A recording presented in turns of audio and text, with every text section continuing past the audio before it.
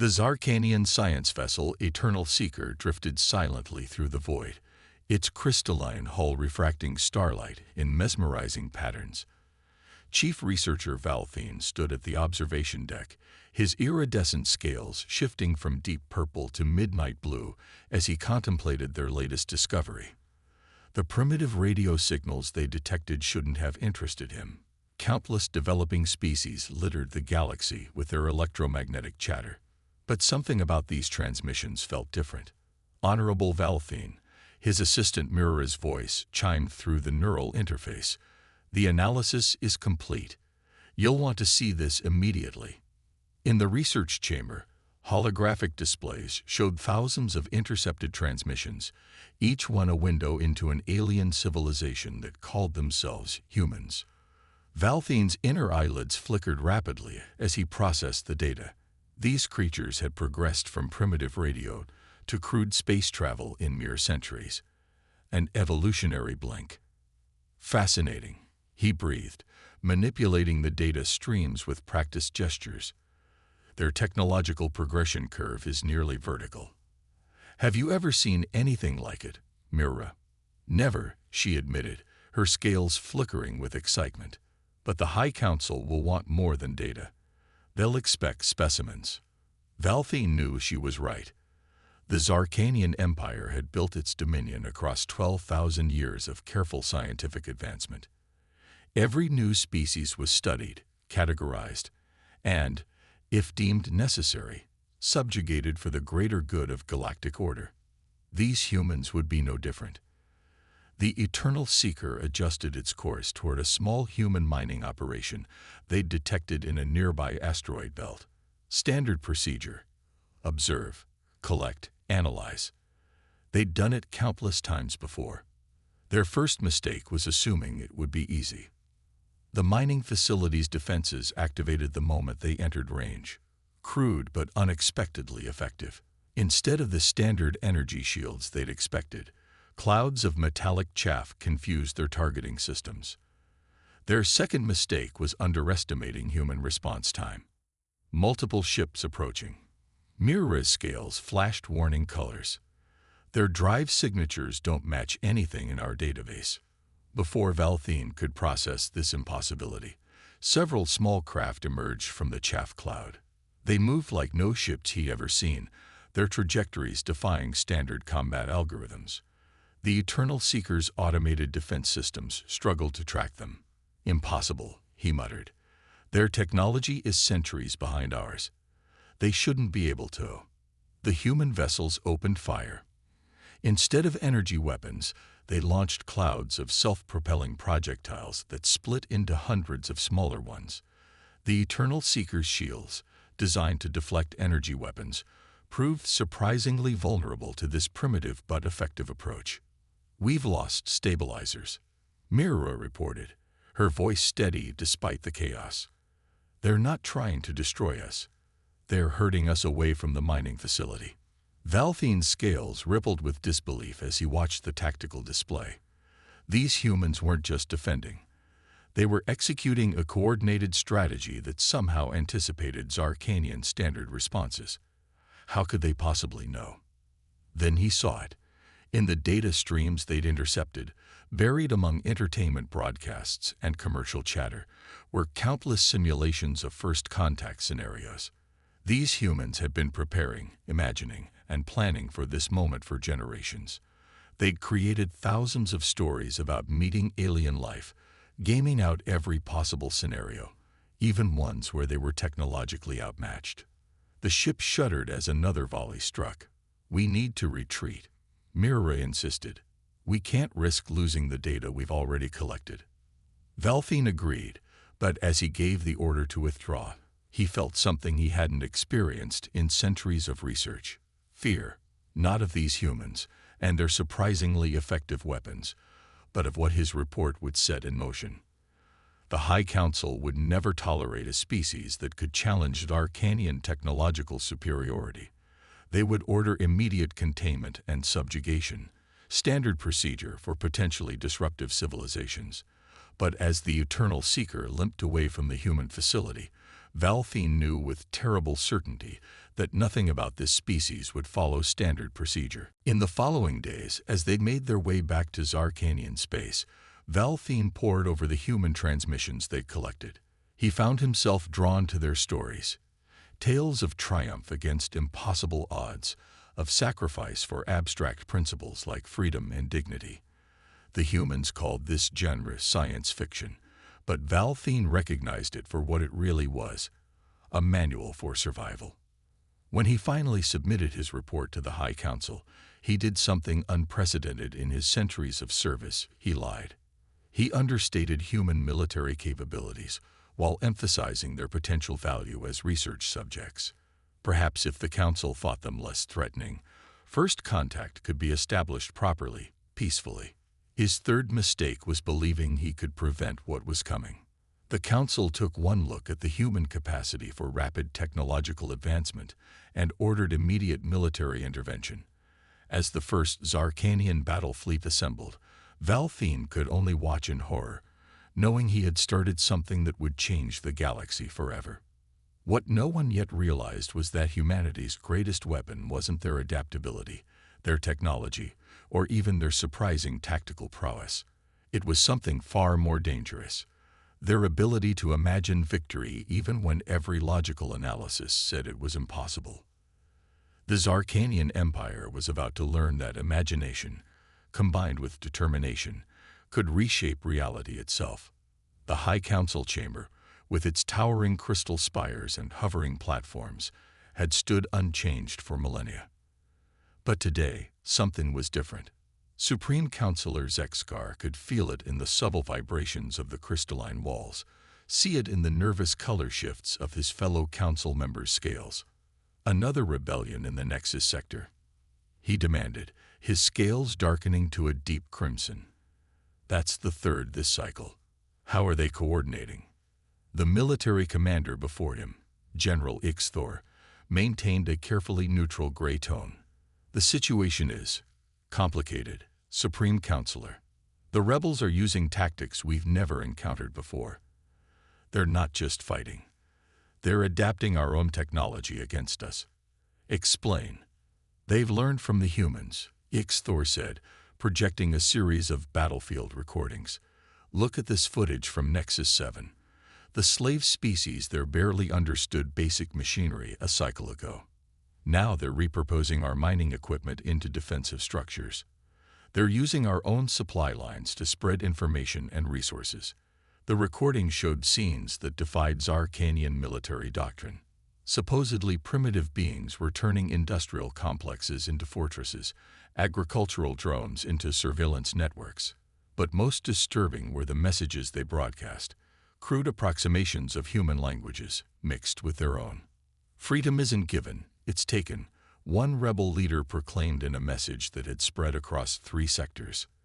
The humans showed us that. Zexkar's scales rippled with barely controlled rage.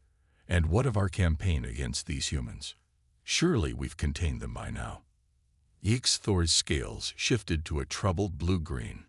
We haven't been able to locate their homeworld.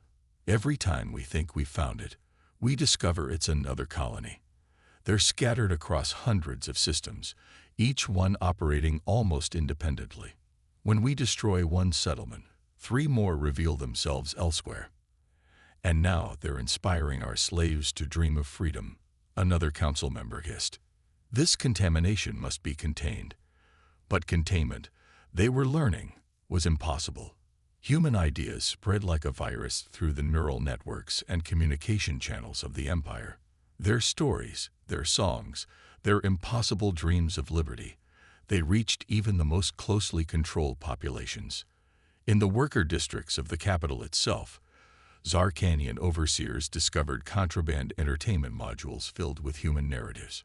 Stories of small groups overcoming vast empires, of cooperation between different species, of societies where all beings were considered equal, dangerous ideas that threatened the very foundation of Zarkanian civilization. The High Council responded as they always had, with force. But for every rebel group they crushed, 2 more emerged. For every human settlement they destroyed, Dozens of Zarkanian colonies reported increased unrest. The Empire had always maintained control through technological superiority and carefully managed information. Now both weapons were being turned against them. In secure chambers deep beneath the capital, intelligence analysts studied intercepted human transmissions, trying to understand their strategy. What they found disturbed them even more than the military defeats. The humans weren't following any central plan. Each group, each colony, each individual seemed to be improvising, sharing what worked, learning from failures, constantly evolving their approach. "They're teaching our slaves to think independently," one analyst reported, her scales showing patterns of deep distress, not just to use technology, but to imagine new ways of using it, to question, to innovate, to resist. The impact was spreading beyond the slave species. Young Zarkanians, particularly those in the scientific and engineering castes, began asking uncomfortable questions. Why did the Empire need slaves when automation could perform most labor? Why was information so tightly controlled? Why couldn't different species cooperate as equals? In response, the Council ordered a complete communications blackout across the Empire. But they soon discovered that human ingenuity had already infected their systems at the deepest level. Slave workers, inspired by human examples, had spent years building secret networks, hiding messages in routine maintenance data, developing codes that looked like system errors. The silent revolution was already winning hearts and minds across the Empire, and the Council couldn't even see all the battlefields, let alone control them. In one particularly secure meeting, Zexkar faced the truth they'd all been avoiding. "These humans," he said, his scales shifting to the deep purple of profound realization, "they're not just fighting us. They're showing every species in the galaxy, including our own people, a different way to live." "Then we must eliminate them entirely," another council member declared. "Find their homeworld and destroy it." But even as they spoke, reports arrived of another kind of rebellion. Zarkanian ships refusing to fire on civilian targets, young officers questioning orders, entire colonies declaring themselves independent of council authority. The Empire had spent millennia perfecting the art of domination through superior force and technology. But they had never encountered an enemy whose most powerful weapon was the ability to inspire hope. How do you fight an enemy that turns your own people against not just your rules, but your entire way of thinking? As the rebellion spread across the stars, the High Council would learn that some victories come not through conquest, but through transformation. And transformation, once begun, cannot be contained by any force in the galaxy. Fleet Admiral Ventrix watched from the bridge of the Imperial Dominance as another Zarkanian battlecruiser split apart under human assault. The humans called these ships wolf packs, small, fast vessels that hunted in groups, coordinating their attacks with uncanny precision. They'd adapted quickly after those first encounters, learning to exploit every weakness in Zarkanian military doctrine. "Status report," she commanded, her scales maintaining a disciplined gray despite the chaos unfolding before her. "3 capital ships lost, Admiral," her tactical officer responded. "The humans are using our own shield frequencies against us. Somehow they're modulating their weapons to pass straight through our defenses." That was impossible, of course. Shield frequencies were changed randomly according to algorithms that had protected Zarkanian ships for centuries. Unless someone had given them the algorithms. "Message from High Command," another officer announced. "They're ordering all forces to fall back to the Nexus 4 defensive line." Another retreat. They'd been doing a lot of that lately. The mighty Zarkanian Navy, once the unchallenged master of the galaxy, was being pushed back system by system. Not just by humans now, but by coalition forces including former slave species, and most troublingly, rebel Zarkanian vessels. As the fleet prepared to jump to hyperspace, Ventrix received a priority communication from her mentor, Science Director Ralphine. His scales showed patterns she'd never seen before. "The Council is wrong," he said without preamble. "About everything. The humans. They're not just fighting us. They're trying to talk to us. Explain, she demanded, retreating to her private chamber. I've been studying their communications, not just their military transmissions, but their cultural broadcasts. They've been sending messages, peace offers, proposals for cooperation. The Council has been suppressing them. Ventrix felt her scales shift to a troubled blue. Why would they want peace? We attacked them first. We've tried to destroy their colonies, enslave their people. Because they understand something we've forgotten, Ralphine interrupted. The cost of endless war. Look at these. He transmitted a series of human historical documents. Wars that had nearly destroyed their civilization. Weapons that could shatter planets. And yet, somehow, they'd pulled back from the brink. They'd learned to cooperate, to build alliances between former enemies. They're not trying to destroy us, Ralphine continued. They're trying to force us to evolve. And they're succeeding. Have you noticed how many of our young officers are starting to question traditional tactics? How many scientists are sharing research with their human counterparts through back channels? The realization hit her like a plasma burst. The humans weren't just winning battles, they were transforming Zarkanian society itself. Every defeat forced them to adapt, to think differently, to question assumptions that had gone unchallenged for millennia. The Council will never accept this, she said. They'll order a final offensive, use the planet killers if they have to. That's why I'm contacting you. Ralphine's scales shifted to the deep green of desperate hope. You command the largest remaining fleet. The younger officers trust you. You cold. Commit treason. Her scales flashed warning patterns. Turn against everything we've built. Or help build something better. The humans and their allies, they're not offering surrender. They're offering partnership, a chance to be part of something greater than an empire built on dominance and fear. Before she could respond, alarms blared throughout the ship, multiple hostile contacts. Her tactical officer's voice cracked through the comm. They followed us through hyperspace. That's impossible. But impossible had stopped meaning anything since they'd encountered humanity. As Ventrix rushed back to the bridge, she saw the tactical display light up with dozens of ships, human, rebels Arcanian, and various former slave species, all working in perfect coordination. Orders, Admiral. Her crew looked to her, scales showing confusion and fear. In that moment, Ventrix understood what the humans had known all along.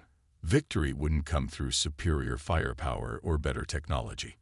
It would come through the courage to imagine a different way of existing. Open a channel, she commanded, to all ships, ours and theirs. Her crew's scales flickered with surprise, but they obeyed. Taking a deep breath, Ventrix prepared to do something no Zarkanian military commander had done in 12,000 years. Suggest that there might be a better path than conquest. The revolution that had started in whispers and hidden messages was about to find its voice in the most unlikely of places, the heart of the Zarkanian military itself.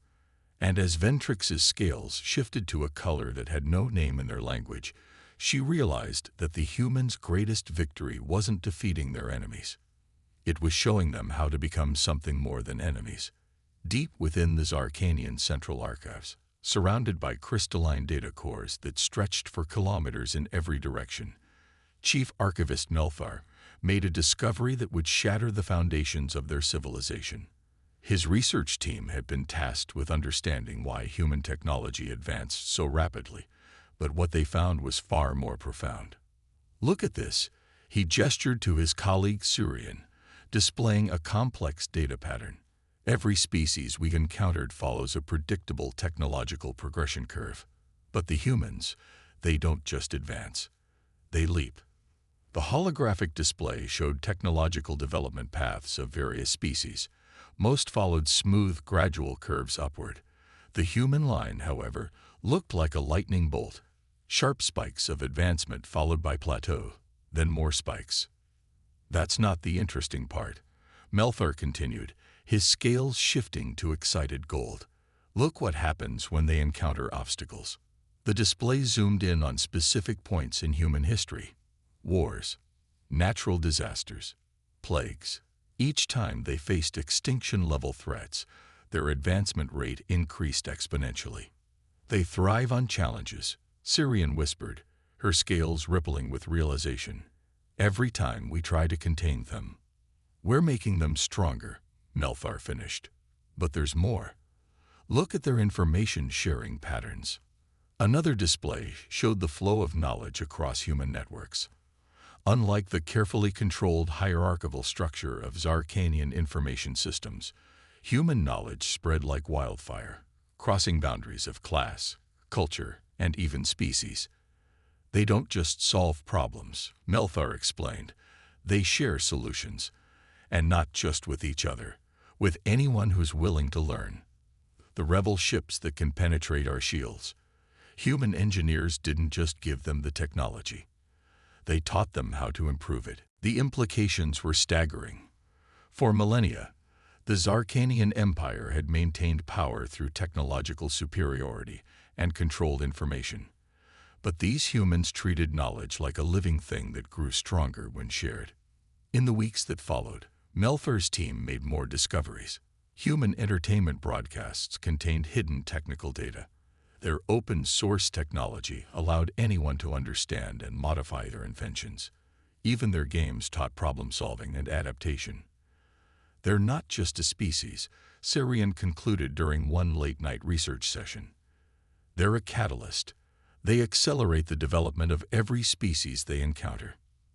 But the most shocking discovery came when they began analyzing human genetic data. Hidden in their DNA was something unprecedented. Signs of ancient genetic engineering, but not from any external source. They engineered themselves, Melthar announced to his stunned team. Not deliberately, not at first, but their constant adaptation to challenges, their drive to survive and thrive. It's literally written into their genes. They're a self-improving species. The implications shook the foundations of Zarkanian biological science. Their own species had achieved its current form through careful, controlled evolution over millions of years. The humans had done it in thousands, driven by nothing more than their relentless desire to overcome limitations. As news of these discoveries spread through the scientific community, debates raged in research centers across the empire. Young scientists began questioning the traditional policy of hoarding knowledge. Some started secret collaborations with human researchers, leading to breakthroughs that would have been impossible in isolation. Then came the message that would change everything. A human scientific consortium, despite being at war with the Empire, sent an open invitation to Zarkanian researchers. They weren't offering surrender or even peace. They were offering partnership. We stand at the edge of discoveries that could reshape the galaxy, the message read. We can face them alone, or we can face them together. The choice is yours. Melthar and his team knew what they had to do.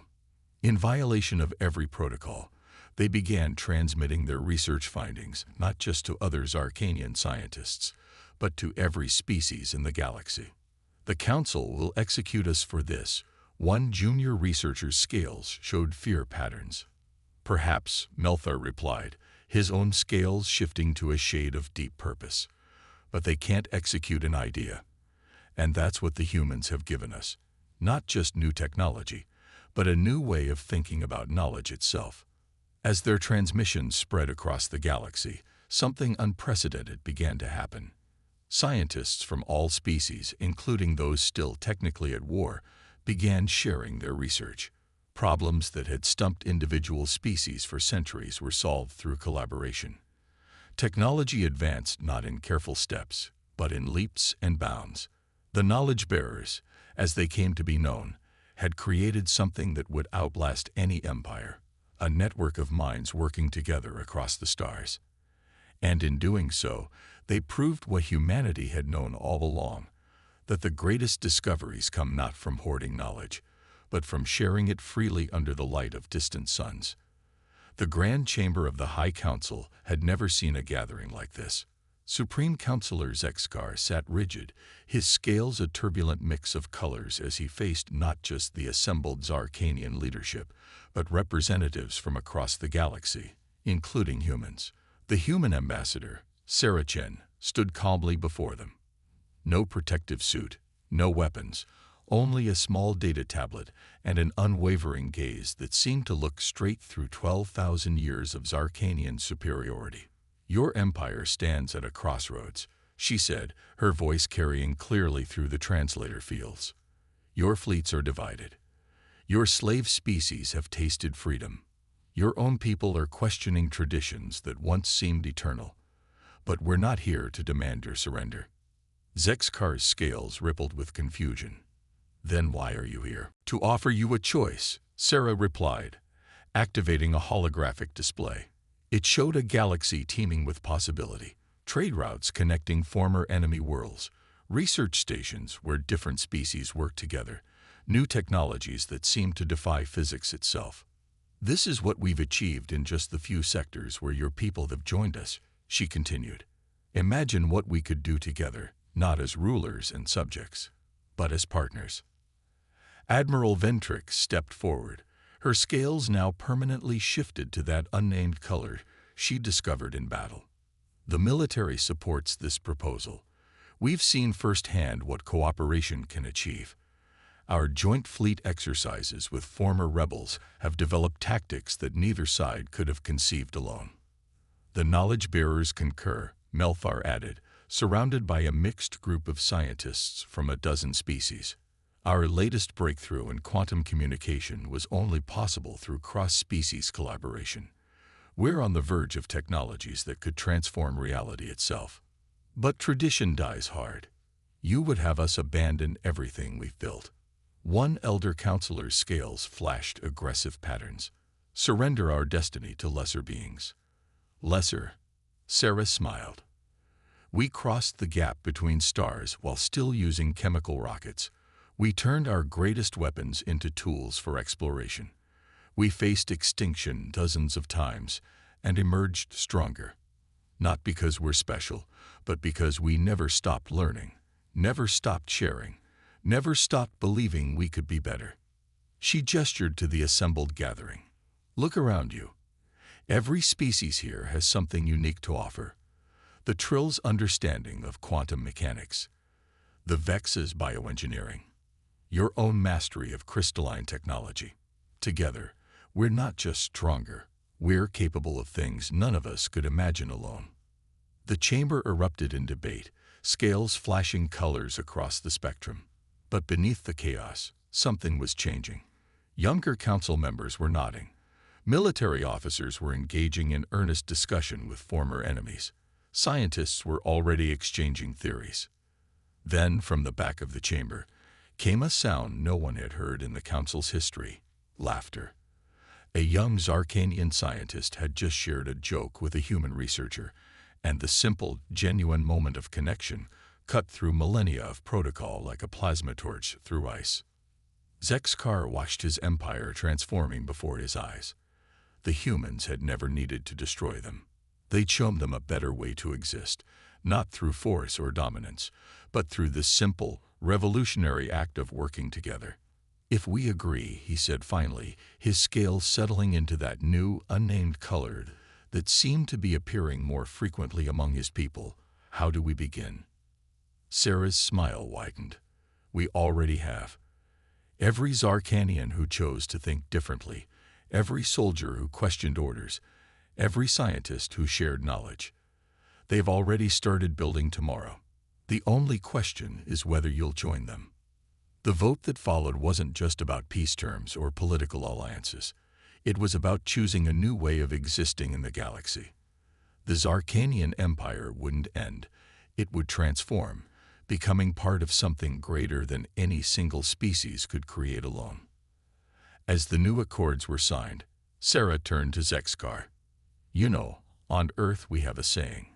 The universe is not only stranger than we imagine, it is stranger than we can imagine." "Perhaps," Zexkar replied, watching as former enemies began working together to plot new trade routes and research projects. "But together, we can imagine quite a lot. Above them, through the crystal spires of the council chamber, the galaxy spun on, indifferent to the affairs of its inhabitants. But on this day, something new had been born among the stars, not an empire of conquest, but a civilization of cooperation, built on the simple, powerful idea that different doesn't mean lesser, that strength comes not from domination, but from working together. The humans had indeed taught them the true meaning of resistance, not just resistance to external forces, but to the limitations of their own thinking. And in doing so, they'd helped create something that would endure long after empires and wars were forgotten, a future limited only by their collective ability to imagine it.